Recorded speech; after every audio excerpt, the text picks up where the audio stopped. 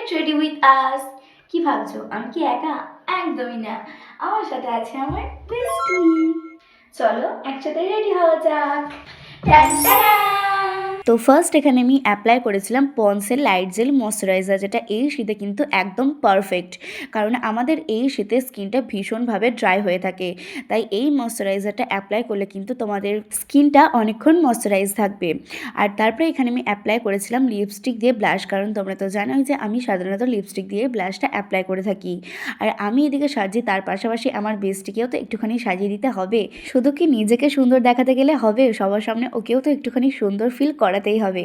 তো দেখো এদিকে আমি যা যা অ্যাপ্লাই করছিলাম বেশিরভাগ জিনিসই কিন্তু আমি ওকে অ্যাপ্লাই করে দিচ্ছিলাম। আর ও সাধারণত মেকআপ করতে একদমই পারে না বললেই চলে। ও কোথাও গেলেও আমাকে ভিডিও কল করে, দেন ওকে আমি বলে বলে দিই যে কোনটার পরে কোনটা অ্যাপ্লাই করতে হবে। তো দেখো এখানে প্রায় হয়ে গেছি, আমি এখন রেডি। আর তার সাথে আমি আমার বেস্টকেও একটুখানি সুন্দরভাবে রেডি করে দিয়েছি। আর এখানে আমি পরেছিলাম আজকে একটা ডার্ক মেরুন শেডের লিপস্টিক। আর এই লিপস্টিকটা পার্সোনালি আমার ভীষণই পছন্দ। আর এটার কালারটা যেমন সুন্দর সেরকম সুন্দর কিন্তু একটা মিষ্টি গন্ধ আছে, ওই তোমার কিছুটা চকলেটি চকলেটি, যার কারণে আমার আরও বেশি ভালো লাগে। তো আমি এখানে লিপস্টিকটা পরে নিয়েছি, আর তার সাথে আমি আমার বেস্টকেও একটুখানি দিয়ে দিয়েছিলাম। তো কেমন লাগছে তোমরা অবশ্যই আমাকে কমেন্ট করে জানিও। ও হ্যাঁ, তোমাদেরকে তো বলতে ভুলেই গেছি যে আজকে আমরা কোথায় যাচ্ছি এত রেডি হয়ে।